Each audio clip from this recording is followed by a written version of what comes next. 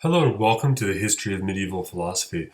I'm Mark Thorsby, and in this video we're going to be taking a look at the City of God by Augustine, Saint Augustine. In particular, we're actually going to just be looking at book 19, looking roughly between sections 3 through 28. So that's kind of what we're going to be taking a look at today. We're going to see that really Augustine's looking here at the question of morality and virtue and what the ultimate end towards living our lives should be. And you can see here I have a picture of a modern city because one of the things I want you to do is I want you to think about the way in which the things that Augustine's writing might relate to our own world today. Obviously, Augustine is writing many years ago in the ancient past, right after the collapse of the Roman Empire, or at the end of the Roman Empire. I guess technically it hadn't collapsed, but Rome had been sacked. And in fact, that plays an important role within Augustine's look here because the Roman world is collapsing and civilization seems to be on the decline.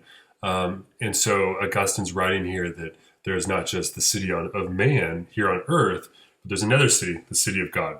So that's what we're going to be taking a look at today.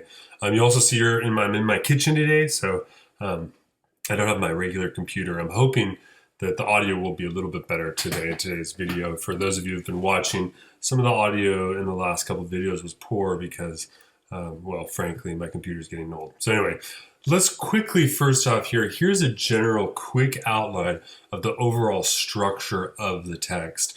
The City of God is probably...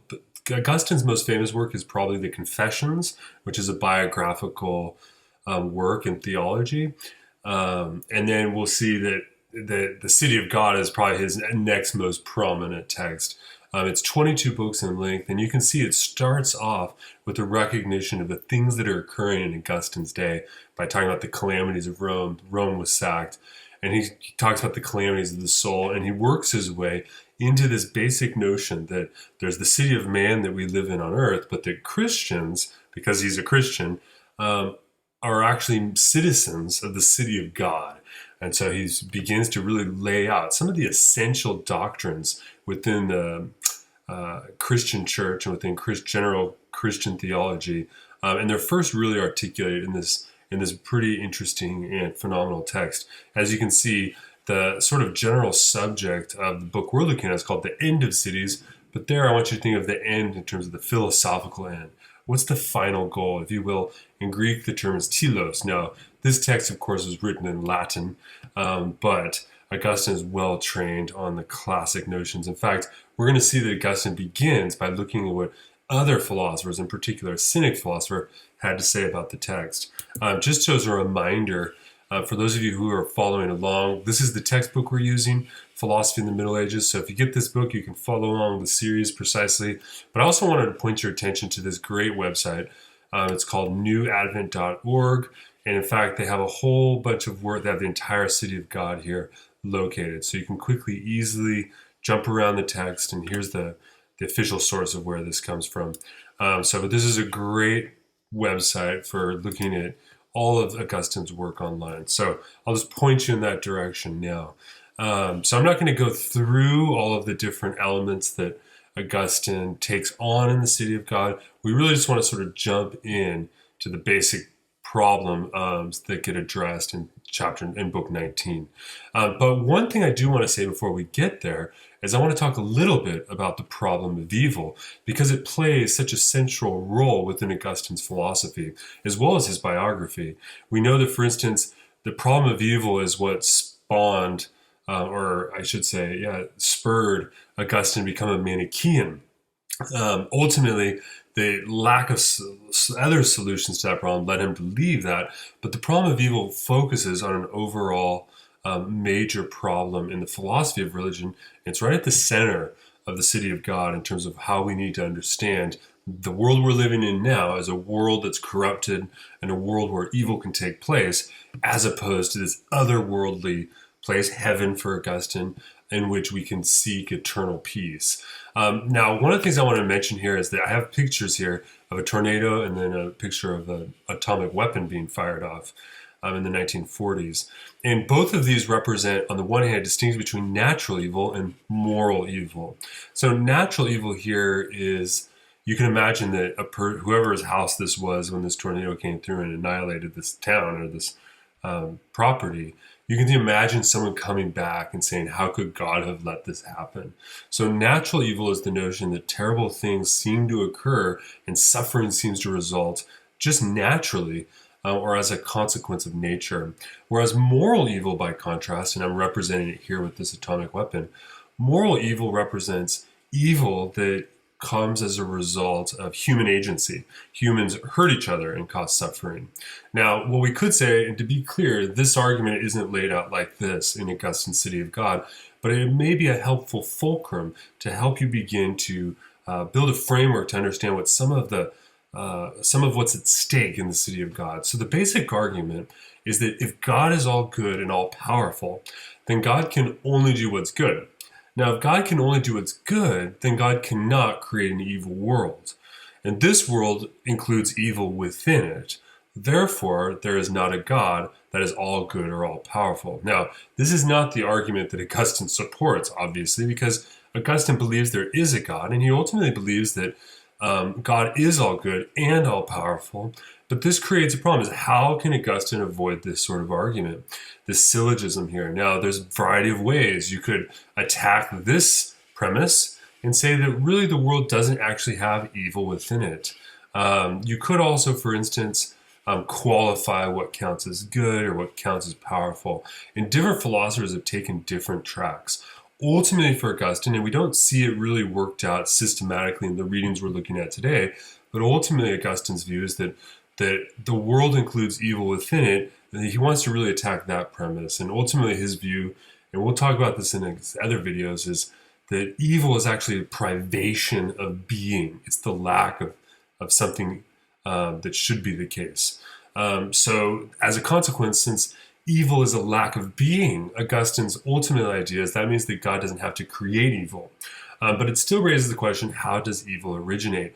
And there, you'll remember last week when we looked at the teacher and I went over the biography or some of the key works of Augustine, you know that Augustine focuses on the will and the good will. He also will come up with, in his overall work, with an argument about sin and how sin is transmitted. It's a seminal transmission of sin, so such that through the emergence of children are always infected with sin. So really you get this notion that sin is something of a sickness of the will. But that'll be something that we'll talk about again and again. But I wanted to sort of throw this argument out there for you, so that way you can get something of a sense of why Augustine is addressing some of the problems he is. We're going to see that the question today, the primary question, is on the question of what is good. What's good for the city of men and what's good for the city of God. Now, one thing I do want to say is again and again in the text, and I sort of struggle with this myself, Augustine uses the language of the city of man, and he uses men, the language of men, to talk about humankind. Today, this is somewhat problematic because of many feminist philosophers have demonstrated that the use of only masculine pronouns is somewhat problematic. And so I want to sort of do an aside here. I've tried as much as I could not to use gendered language, but I also recognize that I need to stick as closely as possible with the language of Augustine. So if you're a feminist thinker or you find that problematic, I want you to know that I also recognize that problem. But ultimately, I think there's a fidelity to the text here that we have to maintain. So anyway, just throwing that in there. So let's sort of jump right in, and you're going to see that what I've done here is I'm giving you a sort of tour, an outline tour of this chapter, this book, and its chapters. But I'm not going to be covering everything systematic in the way Augustine does. So what we're doing here today is by no means a substitute for the richness of the text that Augustine actually gives us. But I think that this will help provide you some sort of framework to understand the flow of his argument. Now, this text in section 3, and we're starting with section 3 because section 1 and 2 are sort of more prefatory, and so he really sort of begins to get into the subject matter in section 3. So he's just sort of jumping ahead. He begins with a philosopher by the name of Varro. And, one of the texts you may be interested in getting that can help you as a secondary source is this text. It's called a a historical dictionary of ancient Greek philosophy. Now, I know we're doing medieval philosophy, but one of the things you're going to see with the medievals and the scholastic philosophers is that they're frequently referring back to other philosophers, much the same way that contemporary philosophers do, but the people they're referring to tend to be the Greeks. So this becomes a helpful thing. So, for instance, I personally am not extremely familiar with Varro, so I want to tell you a little bit about him. The philosopher that Augustine's referring to here is Marcus Terentius Varro, who lived from 116 to 27 BCE. He was actually a prolific writer and a leading military. He was active in the military and political life. I'll just say he actually studied with Posidonius of Apamea and especially Antiochus of Ascalon. And he actually eventually would have joined a Roman Pythagorean group along with another philosopher named Figulus. Some of his surviving works include agricultural topics and on language.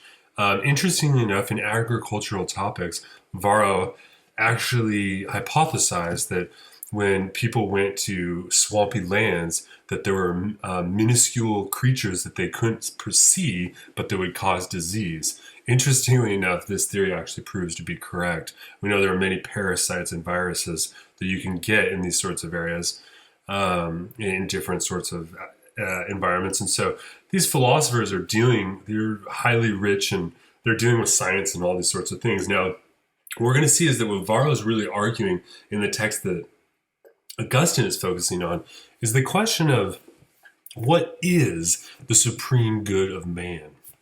So how should we live? And so first and foremost, the idea is that philosophy seeks the supreme good of men, or not of men, but of man, of humankind. So the question there is, well, what does it mean to be a human? And on the one hand, Varro recognized that it looks like we have a body and a soul, and that the soul is treated as being more excellent. Now, in general, Augustine agrees with this view. It fits the dualistic vision that's really laid out by Augustine and also in accordance with Christian doctrine. So there's some similarities here, but what we're going to see is that he's ultimately going to disagree with Varro. Now, Varro is something of a Cynic philosopher, and you can look up Cynic philosophers. The first major Cynic philosopher was a Greek guy by the name of Diogenes, and Diogenes, he was really famous for really living a very weird life, but really attacking all social convention. And so we're going to see, so to give you a sort of framework for who Varro is and what philosophy Augustine's looking at here, you'd want to take a look at the Cynics. Now, Augustine says, okay, what this means then is that there's really three options. Either does it mean to be essentially human? Does it mean that the soul is what's essentially us? Is it the body that's essentially us? Or is it both together? Now, Varro takes this third view, as most philosophers and many philosophers do, and argues that we're not just a soul, we're not just a body, we're both. So if we want to know what the supreme good of man is, then that means we have to understand what would be good for both the soul and the body. Okay? Because on the one hand, what it looks like is when it comes to the body, what's good are the natural desires that we seek we seek naturally. So for instance, I desire to breathe, right? When I'm swimming and I'm underwater, I desire to breathe. That's natural. And it's something we desire intrinsically, inherently. We want it for itself. This would be different. An intrinsic good would be something that's desired for its own sake, as opposed to what we might call as an instrumental good, which would be something desired for the sake of something else. The other thing would be food. So when you're hungry, you naturally have a desire for food. This is also an intrinsic desire. So for Varro, the good of human beings concerns both the soul and the body, but that includes, importantly, these natural desires for the things of nature.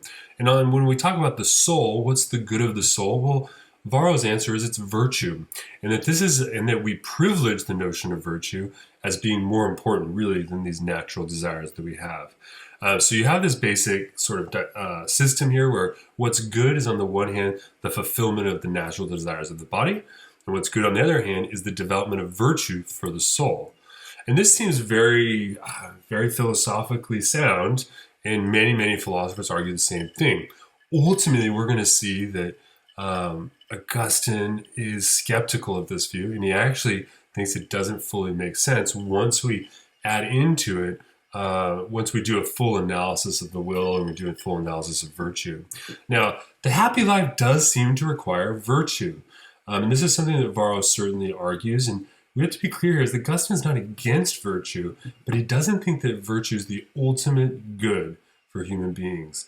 It's an instrumental good, perhaps, but not an intrinsic good. Now, one of the things that Varro says is that virtue is more than just living, right? So just living your life is not the same thing as having virtue. So what is virtue? Virtue is a wisely conducted life. So I have a picture here of Martin Luther King because he's a modern example of a figure who, in general, we would say lived a wisely conducted life. It doesn't mean that he was perfect. For instance, he had affairs, and Martin Luther King was not a perfect person. If he was here, he would admit that to us. But that is itself an example of wisdom. So a wisely conducted life is one. That's what virtue is ultimately, or that's how Varro distinguishes it. So that means that Augustine then sort of says, okay, well, virtue is partially the result of instruction, right? Because you can't become virtuous unless you have education and knowledge and some training of some type. And sometimes that's not enough. But a necessary ingredient is instruction. So for instance, we all know children, for instance, who lack instruction, and as a consequence, they seem to lack virtue as they develop. Now, that means that instruction is an essential ingredient to virtue. And where does one get instruction? Well, it requires the capability of having memory and reason and learning, right? Now, by contrast, we could also talk about the goods of the body. And of course, remember, for Varro, the body's natural needs are also intrinsic goods.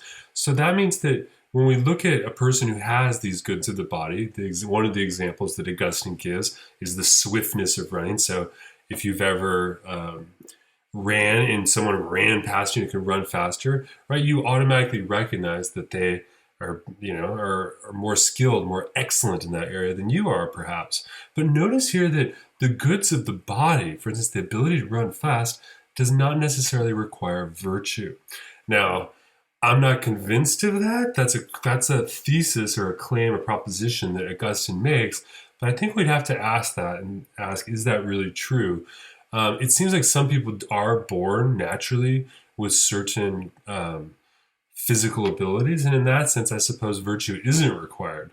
So you can see here is that there's a way in which virtue and the body, if they're all tied up together in who we are, there's a way in which they're not consistently interwoven together. Now, the happy life, then, the next sort of point that Augustine takes up from Varro, is the notion that the happy life seems to require the social.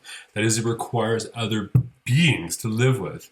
And here, for instance, we see Augustine reminding us of what the Cynic philosophers thought. They thought there were really three types of life that are possible. You can have an active life, you can have an inactive life, and you can have a life that includes both activity and inactivity. The Cynic philosophers opted and recommended the third type of life as being the best type of life. And for instance, there's an interesting discussion of by Augustine on Cicero, who seems to be in accordance with the Cynic philosophers on this point. It's quite interesting because for us, Cicero is this ancient Roman politician and rhetorician and thinker. But for Augustine, it really wasn't that long ago that Cicero lived comparatively. I mean, it was still a couple hundred years. But though you can tell by the way Augustine's writing about Cicero is not the sort of mythic figure of Roman history that he is for most of us. He's much more an active politician. And we see Augustine criticizing Cicero because ultimately he's going to criticize this entire philosophical framework. And here I just wanted to sort of recall, Augustine doesn't mention this, but also keep in mind here that Aristotle, this insight goes all the way back to Aristotle, where Aristotle argued that man is by nature a social animal. And this in general does seem to be correct. Wherever we see human beings, we see sociality. And one of the things Augustine's going to ultimately say is that in terms of the question of social existence, the Christian is much more likely to agree with that statement because of the importance of others within the faith, as it were. So let's keep going here. So let's move here to the next section, which is where And by the way, what I've done here at the top is these are the official titles from the text for each of these chapters. It's not always the case that the chapter titles really fully represent what Augustine does. One of the things that's kind of interesting about this text is a lot of times Augustine will start off with the subject, and the association of ideas he develops are slightly different than the ones we would have. And so a lot of times Augustine will start with the topic, and we would generally expect him to go in one direction, but we find he goes in a different direction. But I've included those original titles just to give you a sense of what Augustine's arguing. And to be frank, I'm not sure if these titles were written by Augustine or added later by editors. That's something we could look up and find out, and it's worth taking note of. Okay, so let's sort of start about this. Now, by this point of Book 19, Augustine has already started talking about the city of God, and he's made this contrast between the earthly city and the heavenly city, the city of God.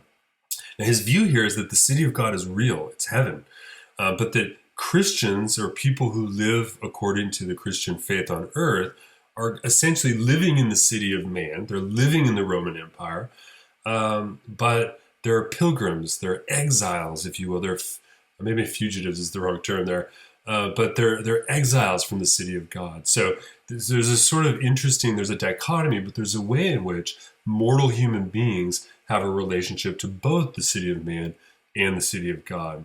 Now, the city of God, the ultimate good for the city of God, and from the perspective of the city of God, is not the development of the individual's happiness in terms of getting the natural desires met and developing virtue. That doesn't mean that our desires and our virtue doesn't matter. But the ultimate, the final good for the Christian is eternal life. And the ultimate evil is eternal death, right? So ultimately, we're going to see that time is a very important thing for Augustine. And the notion of what's ultimately good is something that has to do with eternity rather than, let's just call it our temporal, mortal existence. So the ultimate good is about eternal life. The ultimate evil is about eternal death. And what it is that while we live on earth, God requires that we live rightly. And he quotes a verse here, the just man liveth by faith, right? And this means, though, that Christians, from Augustine's perspective, do not seek their own good, right? They seek ultimately the good of God's kingdom, which means, and they don't seek their good as humans living now. They seek a good that's higher and beyond this mortal existence. So this means, importantly, the highest good, the supreme good, is not actually man. And this is very, very important because this means that from Augustine's perspective, we shouldn't begin where the cynics begin, which is a humanistic view of what goodness is. Instead, we have to begin by incorporating the edicts of faith, right? And this is very characteristic of medieval philosophy. Now, there's sort of two quotes I want to mention here. One is Augustine says, quote, "Truth laughed at these men through the words of the prophet. The Lord knows the thoughts of men," or the Apostle Paul has set forth this message, "The Lord knows the thoughts of the wise, that they are vain." So there's this, I love that, the truth laughs at these people. And Augustine's notion here is that the philosophers think that the ultimate good is the good of the human. And here's where he thinks that this is not true, right? He says, it goes on in the next paragraph, for who, no matter how great his torrent of eloquence can avail to enumerate the miseries of his life. Cicero lamented them as best he could in the Consolation on the death of his daughter, but how inadequate was his best. And then a little later, why? What pain is there? The opposite of pleasure. What turbulence is there? The opposite of repose, that may not assail the wise man's frame. Surely the amputation or weakening of a man's limbs forces his freedom from physical defects to capitulate. Ugliness his beauty, illness his health, weariness his strength, sleepiness or sluggishness his agility. Now which of these may not invade the flesh of the wise man? So Augustine has this idea that these philosophers argue that the good of man is a human good, a good of the body, good of the soul. But the problem is we are so frail that we can't avoid pain and evil. So number one here is the importance that the good for Augustine is not the body, right? The wise man, he says again, is easily derailed by the frailty of the body. And the ultimate good is also not of the mind either. And so for Augustine, the mind can be broken down between, on the one hand, sensation and intelligence. Now, sensation, you're probably thinking, wait a second, isn't sensation of the body? Well, you need a body to have sensation. But sensation, or maybe a better term here would be perception, is something that is adjudicated by the mind, and right, in order to understand what you're experiencing. So the mind does both, but what Augustine recognized that, wait a second, both of these constituent features of the mind can be easily corrupted. I can lose my senses. I can become deaf and blind, he says. Or I can lose my intelligence. I can go insane, for instance. Or think about if you've ever known someone who's tragically suffered from Alzheimer's disease, then you know that people or in advanced stages of dementia lose their minds. So it's very easy to corrupt the mind. For instance, just a head injury can frequently ruin a person's entire life. So if good is in the body and good is in the mind, then it looks like there's no real guarantee to actually live a good life. And actually, if you go further, eventually all of us are going to have bad lives, because eventually our bodies go, and eventually our minds are also corrupted. We lose our memory, we lose our intelligence, and so on and so forth. Now, one of the things I want to emphasize here that most people probably wouldn't is that Augustine takes the suffering of others very seriously.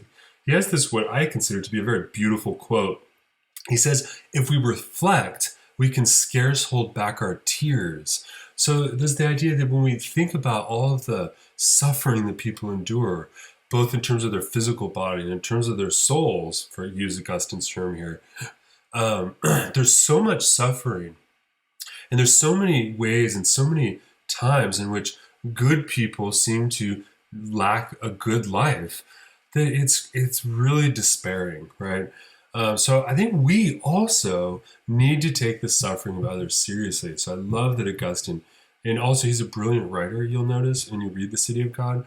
And that it's important to remember that in Augustine's biography, he was actually trained as a rhetorician. So he's trained in the art of rhetoric. So he really makes it look easy to write masterfully persuasive arguments and to do them logically. It's actually very difficult, but he makes it look easy. So he's one of these giants, and that's part of why. But let's think about virtue itself. Now, virtue, he actually says, now, why would we be against virtue? Why isn't virtue something good? Now, it is a good for Augustine. Let's be careful here, but it's not the supreme good. And here's why. Well, the activity of virtue itself, Augustine says, is always in a state of perpetual war, both internally and externally. So, for instance, if I want to be virtuous, and let's take the virtue of courage, that means that internally, I'm always having to struggle in order to maintain my virtue, in order to be courageous. And I'm also always in a state of conflict in terms of negotiating my external surroundings so that I can be virtuous. So virtue is something to be desired. It's something that's good, but it's always in a state of perpetual war. Or we're always in a state of perpetual war when we're acting virtuously. So this means that a state of perpetual war and conflict doesn't seem to be a final end state. It doesn't seem to be something that's intrinsically good and under all conditions.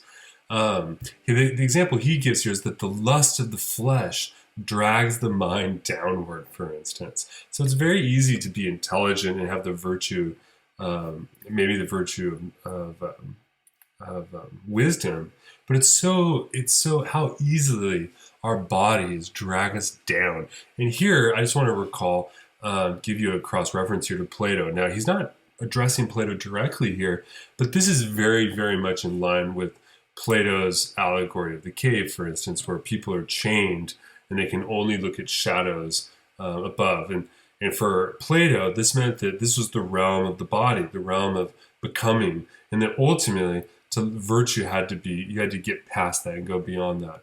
And so there's a strong Platonic element in Augustine's work here. In many ways, it follows the same rhythm. Notice that he doesn't begin by attacking Plato. He begins by attacking Varro instead.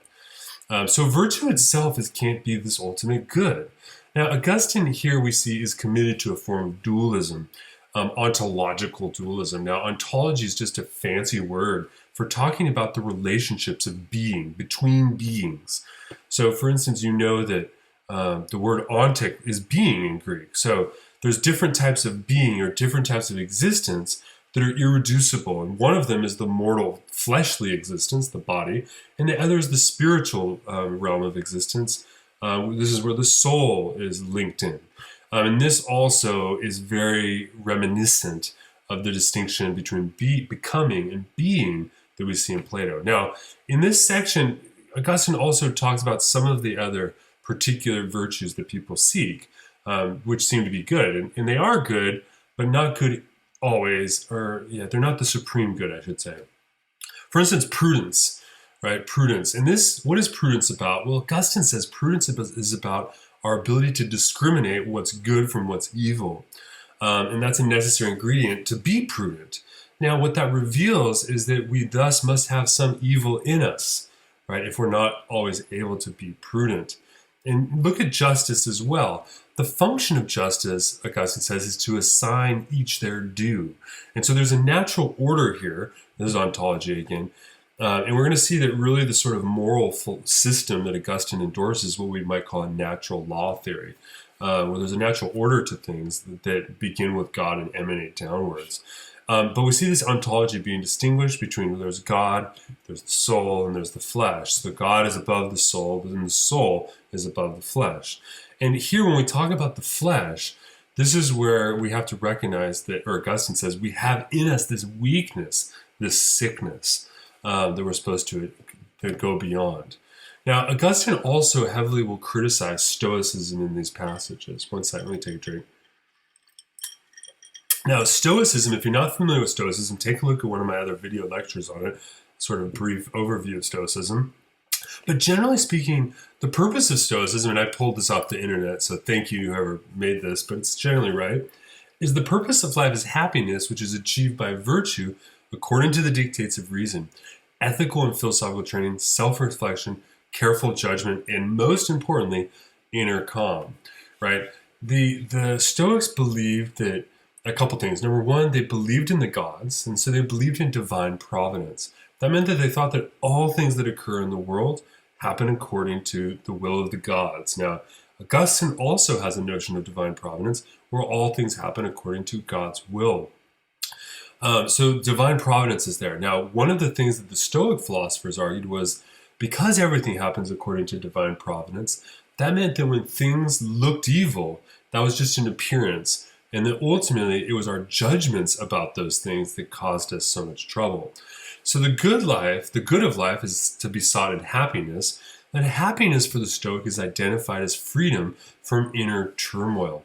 The Greek term here used is apatheia. And you'll notice that in English, we also say apathy, right? Apathy means not caring one way or another. It's not quite exactly what apatheia means for these philosophers, but we can say is it best translated as something like equanimity, right? Finding balance between the passions of the soul, right? So ultimately, for the Stoic, it meant that once we recognize what's outside of our control, we should stop making judgments, wrong or right, about those things outside of us, but only focus on what's in our control. And that's how we respond to situations. So if someone is cruel to me, for instance, the Stoic would say, you have to recognize that that person doesn't know what they're doing and that their cruelty you can't control. The only thing you can control is your response to that cruelty.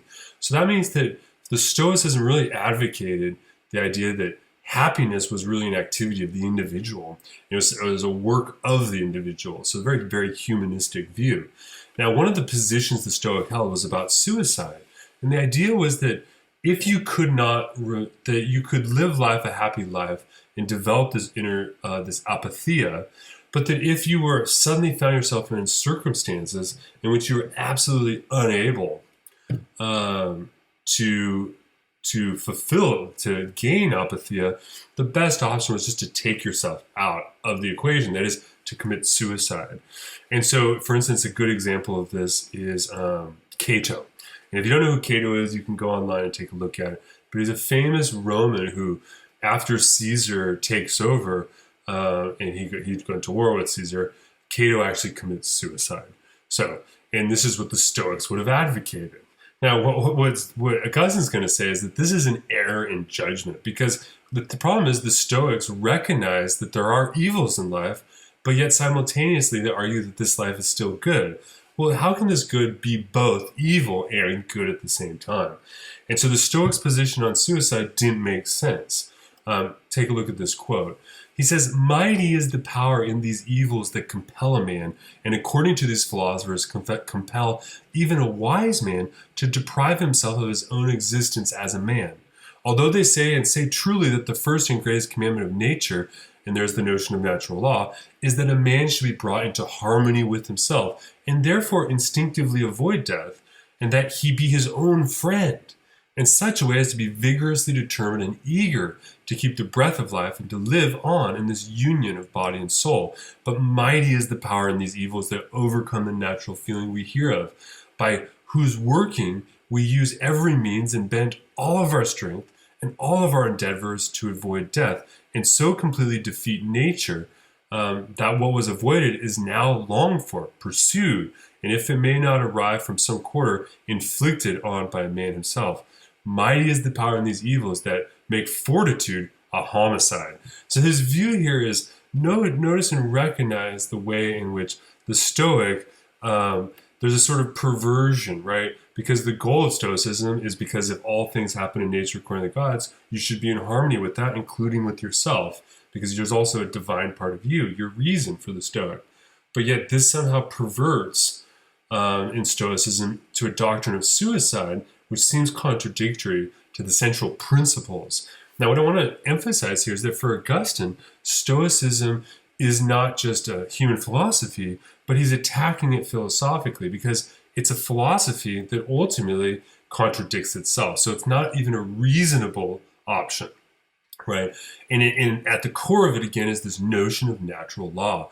And Augustine's view here is that the world is created and endowed in such a way that there are certain things that are naturally good and things that are naturally evil. Well, maybe I should correct that, say there are things that are naturally good, and their deprivation of those goods are evil. Now, for the Christian, things are different, obviously, than the Stoics, right? So salvation is an eternal afterlife in which there's no suffering or evil. So for the Christian, to die and gain eternal life is ultimately it's the end goal, right? And the happiness of the Christian is ultimately a type of happiness of hope. So while the Christian is alive and living their life, they have happiness, but their happiness is in a hope toward that which will come next. Now, this may seem crazy, but even Plato has a similar idea, right? His view is that ultimately the soul has to escape the body in order to find peace, in order to find truth, right? So there's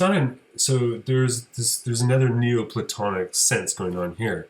But we should say here is that Augustine is a Christian, and he says that philosophy ultimately counterfeits happiness, particularly the philosophy we see in Varro and also in Stoicism, is that philosophy tries to generate a concept of happiness that we can attain, but ultimately, because the world is fallen, according to the theological metaphysics of Augustine's view, because the world is fallen, happiness just can't ever be achieved fully. Which means that philosophy has to construct it, has to build it, has to forge it and make it. But that's ultimately a sort of counterfeit form of happiness.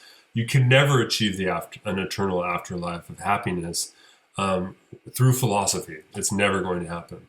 Now, what about the social life? So let's sort of turn to that for a minute. Excuse me. And what Augustine argues, Augustine argues that the happy life is a social life to some degree. And so he agrees that the city of God, for instance, cannot reach its good without social existence. He doesn't think that the social life is the supreme good of human beings, but he says that this seems to be something that's much more in line with the Christian thinker. So for instance, take love, though. And here's where Augustine critiques it. Take love and take the relationships that human beings have with each other. For instance, one must love other people, but also notice that relationships can cause us many great ills. Relationships can be painful. So for instance, maybe you've been in a love relationship with a boyfriend or a girlfriend, and you've been disappointed, you've been hurt, you've been injured. Or worse, maybe you've had a friend who was actually talking about you behind your back. Or even worse, a friend who betrayed you completely. Maybe you lost your job as a result of this so-called friend. Now notice here that our relationships, our social existence, causes us lots of great stuff, but it also is the source of a lot of great pain. Now, obviously, Augustine doesn't talk about Shakespeare, but I put Shakespeare up here because Shakespeare, I can't think of a better author who explores the way in which relationships cause suffering better than Shakespeare, right? Much evil is actually committed by our friends. And what the City of Man shows us is that many evils seem to come out of social existence. Now, think here about, for instance, ancient Rome, or even better, think about Washington, D.C. today, and think about the way in which people often blame Washington as the right, that in Washington, D.C., people are corrupt and there's an atmosphere of corruption, et cetera, everyone's out for themselves. Notice that they're referring to a way in which there's a social existence which is actually causing harm. So social existence, that means, is not a complete good. It can't be the supreme good. Now, there is something interesting here, and suddenly we discover that that Augustine provides us an argument against torture. And I put up a famous picture here of torture being conducted by American soldiers during the Second Iraq War. Partially, I'm trying to use modern examples so that way this stuff resonates better. But there's an argument against torture that Augustine gives here. But the name of the title is Of the Error of Human Judgments When the Truth is Hidden. So maybe with a larger story here is that how when the truth is not accessible to us immediately, we make many errors in our judgment. And torture is one of these ways that that thesis can be borne out. But on the other hand, I think that Augustine actually wants to make an argument against the idea that it's okay to torture people. So imagine a person is suspected of a crime and you want to know whether or not they're guilty. Now, here's the error of torture. Because if you torture a person, you might extract a confession, so they'll eventually say that they are the ones who committed the crime, and then maybe you punish them and they get executed. But then the problem is the person who did the torturing, the person who wanted to know who's guilty, is no longer certain of who's guilty because the person may have just confessed so that they would stop the torture, which means that torture undermines its own purpose. So put it another way is that ultimately torture results in the contradiction of the very reason that gives rise to torture in the first place, unless the reason of torture is just to be cruel. But if torture is taken in sort of jurisprudence as it was and used in Augustine's day, and unfortunately, tragically still is, right, it ultimately is self-defeating, which means that for Augustine, what we see here is that those who argue in favor of torture are actually acting and making arguments out of ignorance. So it's ignorance that's the problem. Okay, so let's move here. And I think that's pretty important. And I wanted to sort of mention that. Now next, Augustine sort of talks about the idea of the diversity of languages and the way in which the having multiple languages, and when you look at just the natural diversity of things, that wars and misunderstandings come naturally. So in the natural order of things, there's the household is one sort of social mode of existence. The larger is the city, and then the largest is the world. So you can say that ontologically, Augustine recognizes that there's tiers of consideration. Now languages, which seem to be, there's multiple languages, and keep in mind in Augustine's day and age, if someone spoke another language, it's very difficult to learn that other language unless you traveled a lot or were able to, frequently be around people who spoke that language. So languages, he argued, divide humanity. And because languages divide humanity, there's a lot of misunderstandings that originate purely because of an inability to communicate.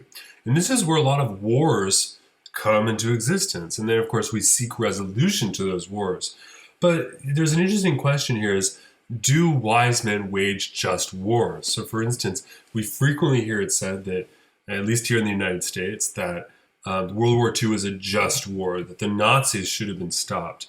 It's interesting here because Augustine, I don't think, agrees with that, because he actually says, no, just men do not wage just wars.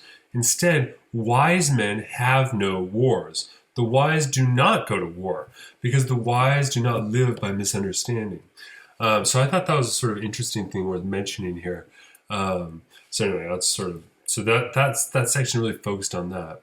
Now in section 8, we see Augustine turning his attention to the problem of friendship. So I put Friends up here. I actually did not like that TV show, but it's pretty famous, so I put it up there. And here the question is, what about friendship? Is the good ultimately found in our friends? Well, one of the questions is, how exactly are you ever going to know who your real friends are? Augustine says that it's difficult to know who our real friends are until they stop being our friends, until they betray us in some sort of way. In fact, he says that we would rather learn that our friends have died than have become evil. Now, this is important because ultimately it means that Augustine says that we love our friends, but that we should desire the good more than friendship. And we do naturally, because imagine, for instance, if you had a really good friend. I mean, I actually did have a friend. I wouldn't say he was my really good friend, but he was my friend. And he eventually committed a murder, and now he's in prison. It's quite sad and horrible. But you can see here, Augustine saying, listen, we would rather learn that our friends have lost their lives than have become evil. And that seems to demonstrate that what's good, it stands higher than friendship. It's not equal with friendship. Whoops, actually here, let me read you this quick quote he gives. He says, we feel thankful at the death of good men among our friends, and that though their death brings sorrow, it is the more surely mitigated in that they have been spared those evils by which in this life even good men are crushed or contaminated, or at least are in danger of either fate. So there's a way in which death is something that we don't like, especially when it comes to our friends, but we would rather our friends have died than to become evil or contaminated or tortured or any of these other sorts of things, evils that we can imagine. Again, notice how the problem of evil is central to Augustine's analysis, and the recognition that evil is a real experience. It's a real deal, as it were. So friendship is not the supreme good either. Now, in this section, I don't really want to focus too much on this section. We see that Augustine then begins to talk about friendship of the holy angels, which men cannot be sure of in this life owing to the deceit of the demons who hold in bondage the worshippers of a plurality of gods. And so you have this discussion here in this section about demons and deception. And since this is a modern philosophy class, I'm not really it's a medieval philosophy class, but we're living in the modern realm. I really didn't want to focus too much in my discussion here on angelology. But one of the things that does come out in this section is what's called the great chain of being. Here's this classic picture of it. The great chain of being is the notion that when God created the world, he created an order of existence, a hierarchy of forms. So for instance, at the top of the great chain of being is God. And you can see here, and then there's the angels.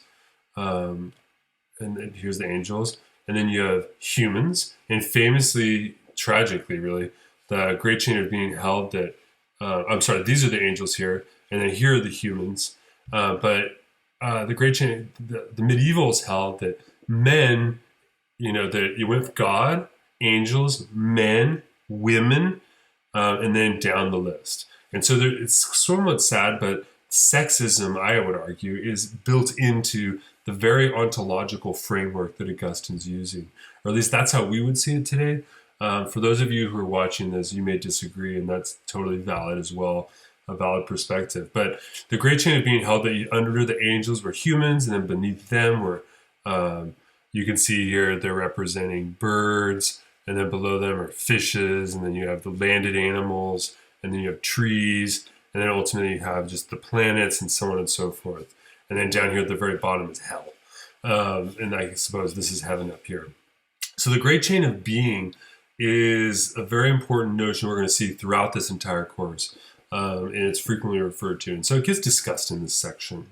In section 10, we see that the reward for the saints after life is ultimately the goal, right? He says, quote, so when we mortals have such peace as we can enjoy in this mortal state, if we live rightly, virtue makes the use of its good things. But when we have it not, virtue makes good use even of the ills from which men suffer.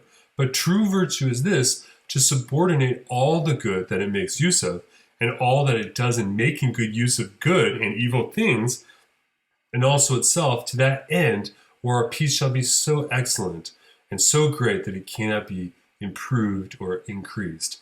Now, that may be a little bit difficult to track, but what he's arguing here is that, okay, in the mortal life we develop virtue, and that's important, but notice that virtue can make use of good things and bad things. But ultimately, what we're after, what the saints are after, the citizens of the city of God, is ultimately a peace that can't be made better or decreased, and it is perfect and complete. This is, of course, the peace of eternal life for Augustine. Now, but he says that, so this is the goal, and this is the reward that Christian theology is seeking out. And this is where the supreme good of things are. But he also recognizes that the faithful are susceptible to demonic deception. Or importantly, we're still susceptible to being deceived, even though we may be aiming towards this eternal life. And this sort of goes back to the notion of Augustine's that we're fallen in the flesh. In section 11 here, we see him really taking on this notion of eternal peace in a more systematic way, where the peace of eternal life is articulated as the end of our good. It's the end of the good we seek. Now, in the city of man, you can say seeks peace, but in the city of God, one can find peace, right? Peace, Augustine says that when we talk about peace here, peace is the completion of happiness or the completion of the good that the Christian seeks.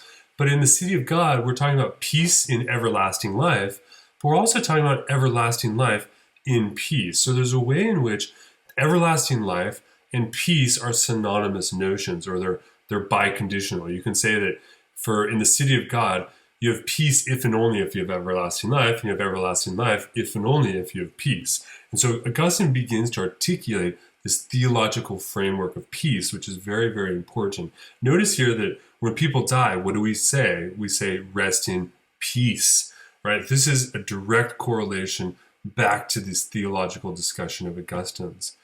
Now, one thing is when we talk about peace, if peace is what we're always after, then why is it that we have so much moral evil?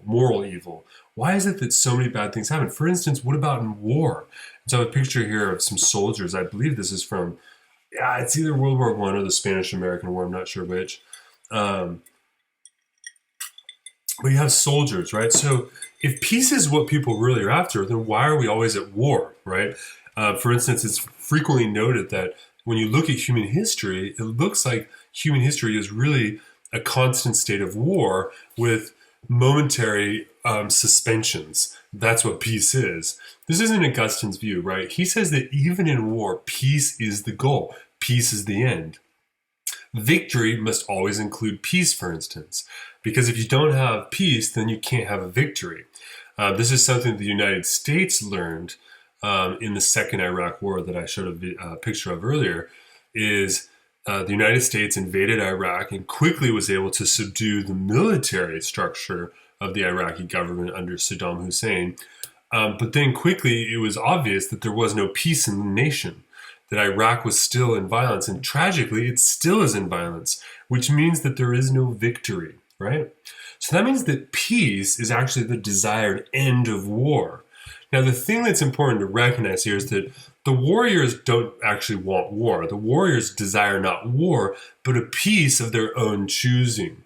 So people desire peace, but they have different, they conflict in terms of what they think peace is for the city of man. And as a consequence, you end up with wars within the city of men. And here, the history of the Roman Empire is probably the most gallant example of this problem. Now, one of the things that he takes up here is what he calls the myth of the unsocial man. And he gives this example, going back to pagan mythology here, of a person who is completely unsocial, lives in a cave, and basically lives a savage, horrible life. And so one of the questions is, does this person also seek peace, even in their savagery? And the answer, Augustine tells us, is yes, right? in the savagery, the unsocial man still wants peace. He says, even the beasts need peace to rear their young, tigers, lions, foxes, etc. Right? You can't raise children or cubs unless you're at peace or safe, right?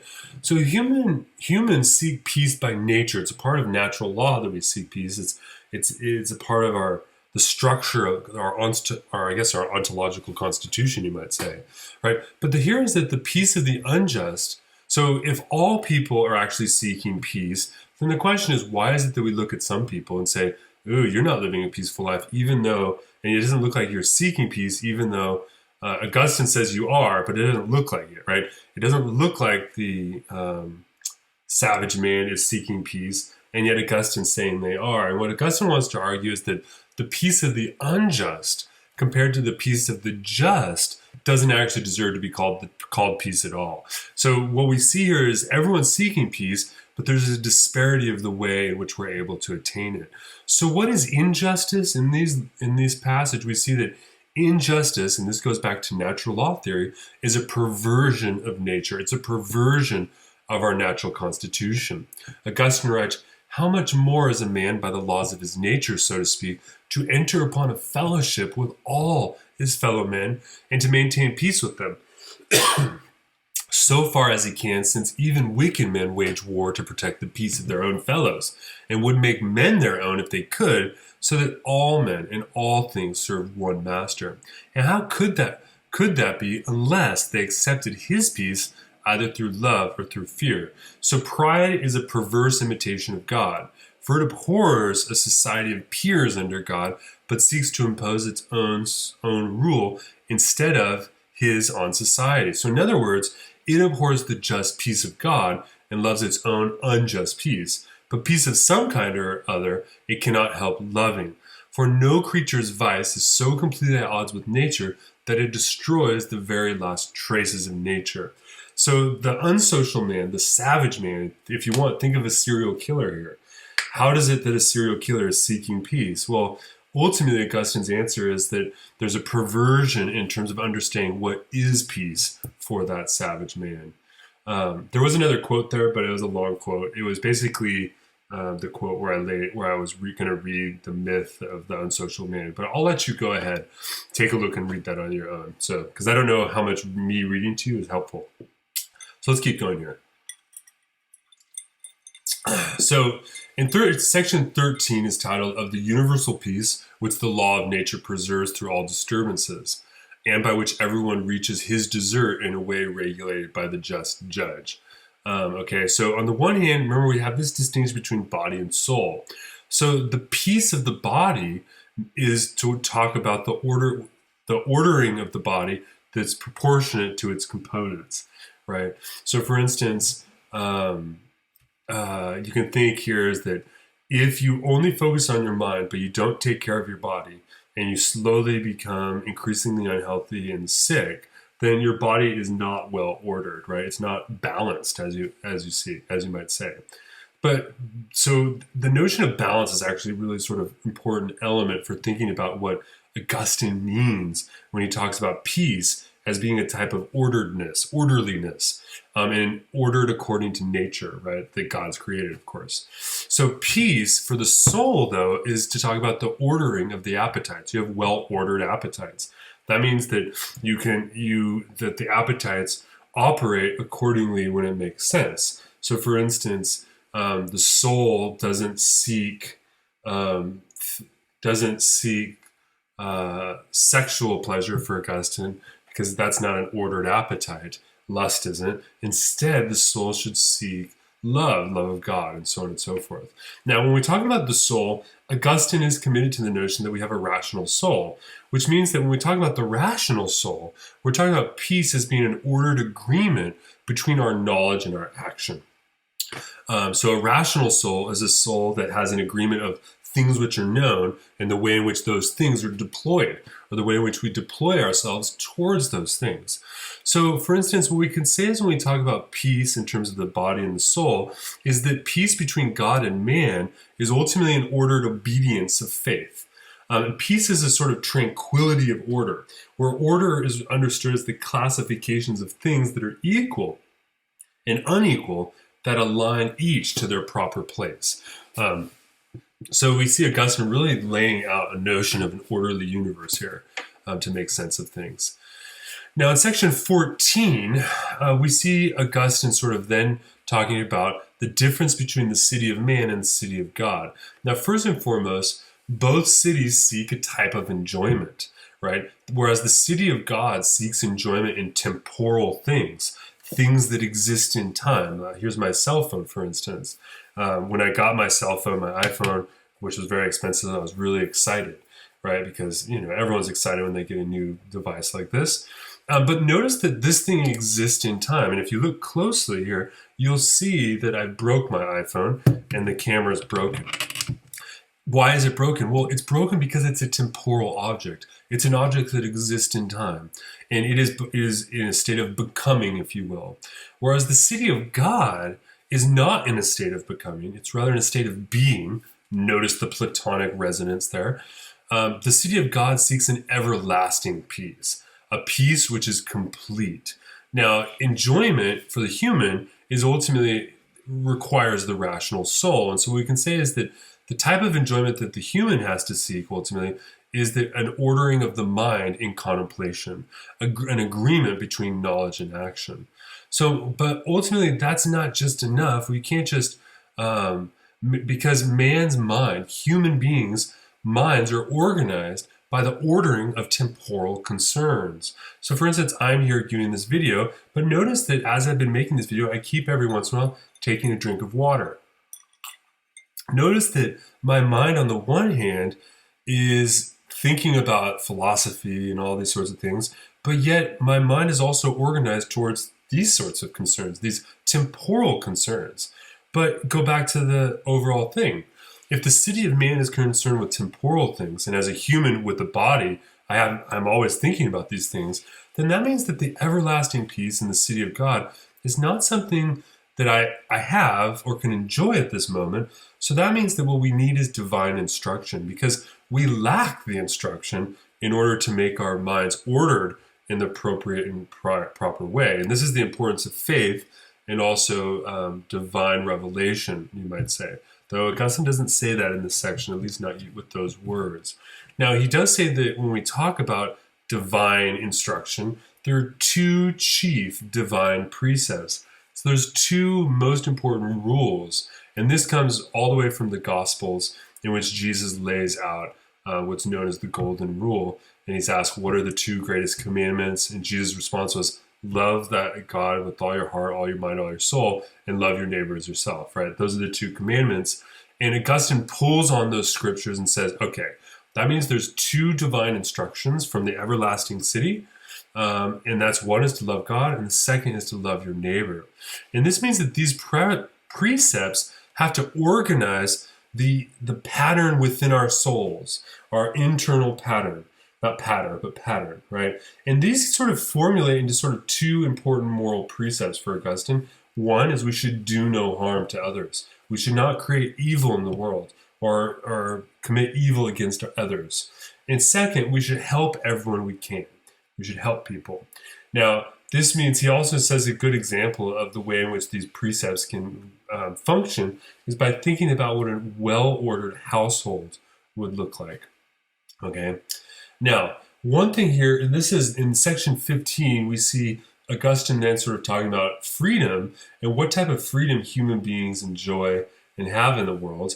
But it's not a question about the metaphysics of freedom as such, but really it's the idea that Augustine's laying out the notion that human beings have the freedom over other beings. And notice the great chain of being is in the background here.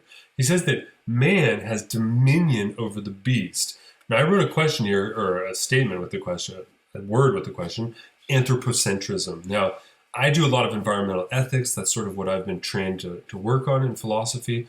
And one of the big problems we see that current philosophers articulate is the notion that nature is usually treated as something for human beings to enjoy and to use for their own purposes. This is known as an anthropocentric position regarding human beings. And I just wanted to point out here that Augustine he wouldn't use the same term anthropocentrism. He would probably use the term something like theocentrism.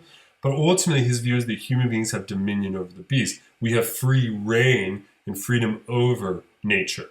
So Augustine argues, though, importantly, there's a discussion of slavery that gets animated here, is that we may have dominion over the beast, but that does not mean for Augustine that we have dominion over other human beings. So Augustine argues that slavery is actually not natural. But he does say that it's better to be a slave than to be a sinner. So that's why you'll notice that in the Bible there's discussion of slaves where, for instance, I think there's a spot I'm thinking of. It's not mentioned by Augustine, but there's a spot in the Bible where it's said that it's better that if your master requires you to go 1 mile, you should go 2, right? So there's a notion that you should be a good slave. Augustine's view here is not that slavery is a good thing, but rather that it's better to be a good person enslaved than to be an evil person who's free. So again, he's carrying forward this discussion of what's wrong versus what's right. Now in section 16, he continues the discussion of slavery by talking about what's equitable rule. And here he does mention that, for instance, slaves are not equal in terms of the temporal goods they can enjoy. So if you're enslaved, your master obviously lives a better material life than you do. But he says importantly that the slave is equal in terms of the everlasting life.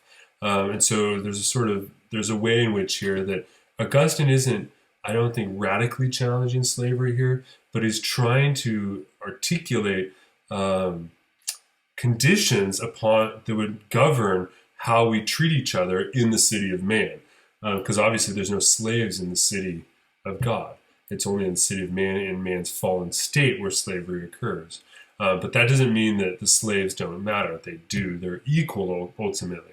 Now, who is blameless? We get sort of an interesting thing here. You can say is, what does it mean to be free of blame? And it gets discussed in here, and maybe I'm not laying it out as systematically as I could, but I think it's important and worthwhile to think about.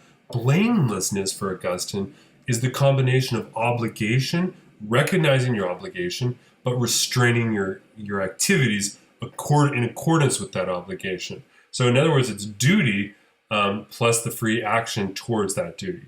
So it starts to sound like kind of Kant a little bit. Take a look at the quote.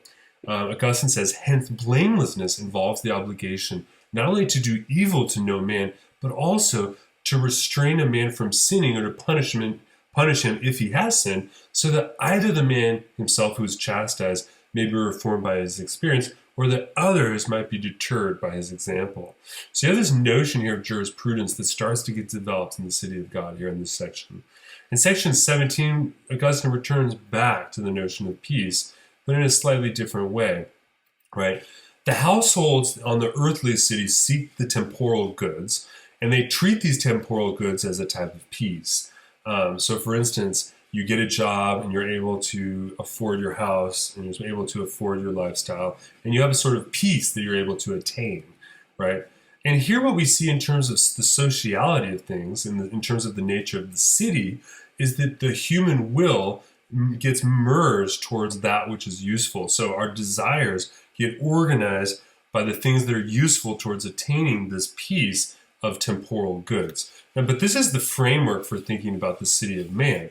In terms of the city of God, here he wants to think of, well, what about those households who live in faith of the heavenly city?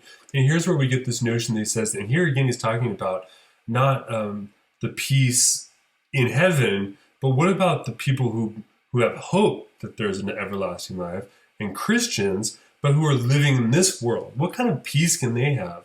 He calls them pilgrims in captivity. On the one hand, they're pilgrims, they're sojourners, they're working towards God, but they're also in captivity because they're living in this mortal life, in this fallen state. And what Augustine says here is that while they're living in this fallen state, ultimately the Christians must live by the laws of the earthly city they actually inhabit. So it's important here because Augustine is saying that we live in the earthly city, but that the city of man is fallen, and we can't actually achieve finalized happiness here, that we actually need the city of God, but that occurs in heaven. So how do we square those? For instance, is it okay for the Christian to disobey the laws of human laws in order to fulfill godly laws and that sort of thing? What laws govern the Christian, really, is what you might say. Pardon me there. Augustine says, quote, "And because the heavenly city, on the other hand, knew one God to be worshipped, and believed with faithful piety that he is to be served with that service which is in Greek is called liturgia, and should be rendered only to God." There's the notion of sacrifice. It should come to pass that the heavenly city could not have common laws of religion with the earthly city, and on this point must dissent and become a tiresome burden to those who thought differently, and must undergo their anger and hatred and persecutions, except that at length it shook the hostile intent of its adversaries with fear. So there's this notion here that the Christian lives according to the earthly city's laws. Those laws are different in different nations and in different cities.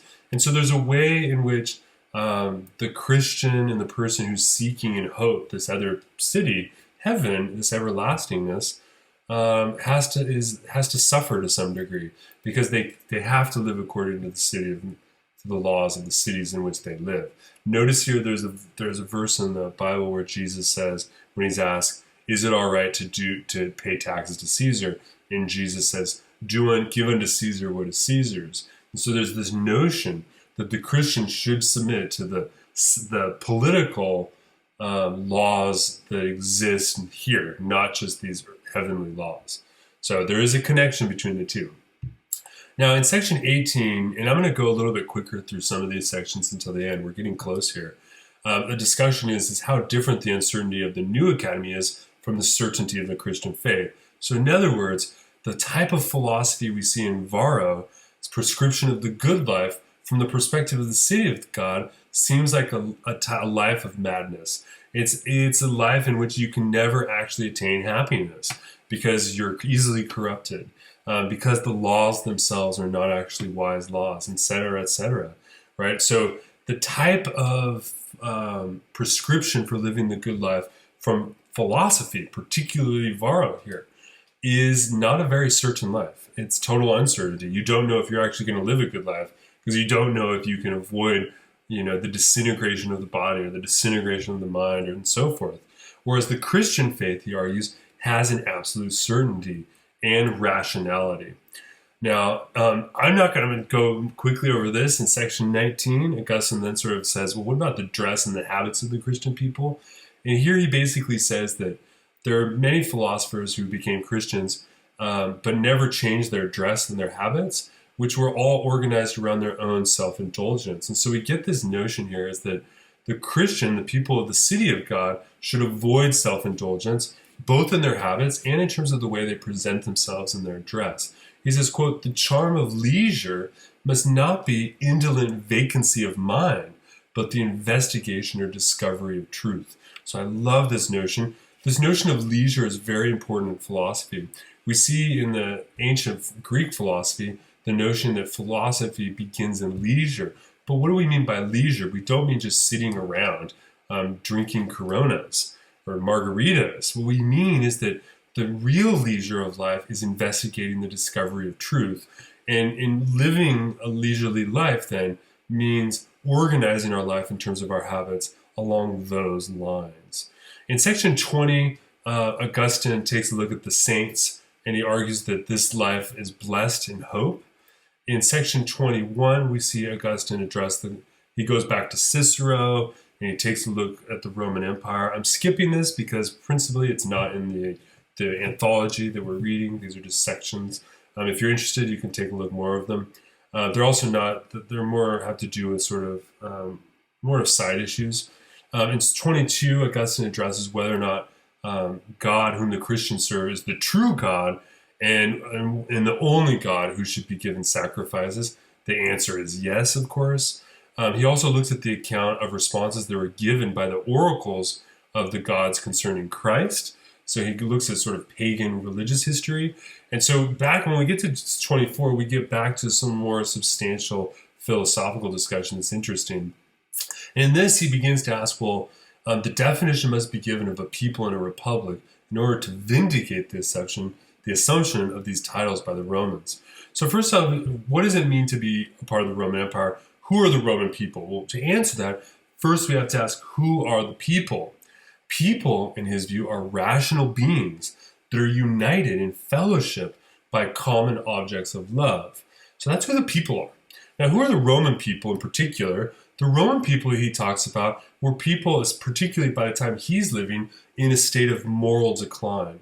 Rome had become the city of the impious, where the Romans basically had given way to all of the desires of the flesh and the body. Now, it's interesting here to think about, I want to point out this too, it's really important. He says, and because the heavenly city, on the other hand, knew only one God to be worshipped, and believed with faithful piety that is to be served. Hold on, this is the wrong quote. My apologies, it looks like I uploaded the same quote I read earlier. Well, let me tell you, there's a quote in chapter 24 here, where he talks about the fall of the Roman Empire and the decline of the Roman Empire. And he specifically says that when any nation in history, whether you're talking about the Egyptians, the Athenians, or the Romans, anytime that nation becomes empirical in its design and it tries to spread its will increasingly over others through war, that city goes into decline. That city will suffer moral decline. And so I have a little picture here of what you might call is the American Empire. Now, America, the United States, is not an empire in the same way that the Roman Empire was, so we shouldn't say that. But there is a way in which the United States exerts a significant influence upon the affairs of others, and it's been called the American Empire. And then today, of course, many people believe, both Christian, Muslim, Jew, atheist, many people, pretty much all people I know, think the United States is in a state of moral decline, that the Western world is in a state of moral decline. And it's interesting because Augustine he's witnessed the decline of the greatest empire in human history, or one of them, and he's saying it's part of this empire model that is where the decline occurred. And it looks like in many ways we're mirroring the same problem, though we haven't seen the collapse of the United States or anything like this. Hopefully we won't. But Augustine will say we eventually will, because the United States is, like all cities, a city of men, which is destined to fall because you need the city of God, actually. Peace cannot be found. So in 25 here, Augustine then sort of looks at, he says that where there's no true religion, there can't be any true virtue. So that means that to have true virtue requires that we ultimately have true religion. We have true faith. He writes, accordingly, the very virtues that it thinks it possesses, and by means of which it rules the body and the vices in order to obtain or keep any object whatsoever, if it does not subordinate them to God, are themselves vices rather than virtues. So Augustine has this notion that even when we develop virtue, if those virtues are not subordinated to God, then they actually are vices. They're not virtues. And this is why he has this critique against philosophy. Now in section 26, Augustine then sort of looks at the peace which is enjoyed by the people that are alienated from God. And when he talks about people alienated from God, he's talking about Christians, because Christians, he sees them as citizens of the city of God, but they're exiled on earth, at least for them in now. So this means that, and there's a way in which the Christian can never fully escape the vices of the flesh. They can never fully escape sin, because the everlasting life and the supreme good of human beings occurs at the level of heaven, doesn't occur here on this plane. So that means that even the Christians who are alienated from God, they need prayer. The just person needs prayer. That is, the just person must commune with God in order to somehow bridge that state of alienation. And this means that importantly for us is that from Augustine's perspective, and from the perspective of really all of these medieval philosophers, the fidelity of mind and reason alone is insufficient to live a good life, right?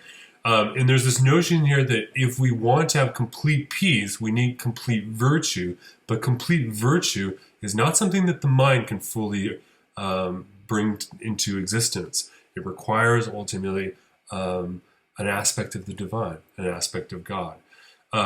So this means that the peace of those who serve God in this mortal life cannot be fully apprehended in its perfection. He writes, but peace in this life, whether that common to all men or our own special possession, is such as must be called rather a solace of our wretchedness than a positive enjoyment of blessedness. And a little bit later on that same page, he writes, for even though the reason exercises command over the vices, surely it's not without struggle on their part. And even if we fight the good fight or rule as master, after foes of that sort have been defeated and subdued, still in this realm of weakness, something creeps in so that sin is found. So there's this notion that as long as we're living a mortal life, there will be no complete peace over the vices that we experience. So that's also very important. So the city of men is destined to fall. And so long as we are mortal and living in the city of men, we're always going to be struggling against these vices. Its complete peace only occurs after life, or rather in the everlasting life. And that ultimately, that's what the aim is. Now, what's the end of the wicked? And this is sort of the end of the section. The answer is hell. He writes, but on the other hand, they who do not belong to the city of God shall inherit eternal misery, which is also called the second death, because the soul shall then be separated from God, its life, and therefore cannot be said to live, and the body should be subjected to eternal pains. And consequently, this second death shall be more severe, because no death shall terminate it. So essentially, the notion here is if you have eternal life, Augustine thinks that there's the theory of damnation, or the doctrine of damnation in hell, is that ultimately there's also everlasting death as well. Now, personally, I have a little bit of trouble understanding this, because if someone is dead and they're dead everlasting, in what sense could they be said to experience pain and suffering? And so it's not fully clear to me what Augustine means by life, because on the one hand, you have to say that these people are dead, but if they're dead, they're still having sort of experience, but their soul is just separated from God and their body is tormented. So anyway, he has this notion that this is the end of the wicked, is that they go to hell ultimately. To me, it's less philosophical, less of a philosophical statement, more of a statement based upon his own faith, based upon revelation, I suppose. Because ultimately, I'm not sure if it fully is consistent with the concept of life. But that's my own view. That's my own concern. But that in general gives you the general gist of what Augustine's doing in the City of God. And that leads us to conclude for today, The City of God by Augustine, Book 19. So thank you very much for watching the history of medieval philosophy. Stay tuned for our next video coming up, which is going to be on Boethius. And thank you once again. I look forward to seeing you guys online. Bye.